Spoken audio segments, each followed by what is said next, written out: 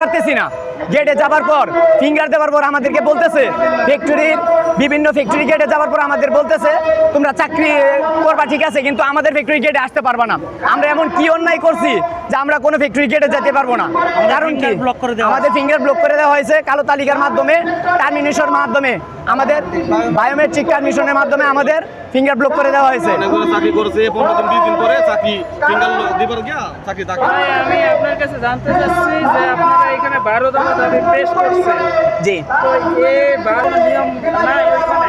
এই 12 দফা দাবি থেকে নিয়ম আছে, আমাদের কাছ থেকে সাইনও নেয়, কিন্তু 12 দফা দাবির একটা দাবিও ওনারা কার্যকর করে না, আমাদের কাছ থেকে সাইন নিয়ে যায় ঠিকই। তারা মৌখিকভাবে মাইনা নেয়, দাবি মাইনা নিছে, কিন্তু তারা কাগজে কলমে দাবিগুলো আমাদেরকে বুঝাইয়া দেয় না।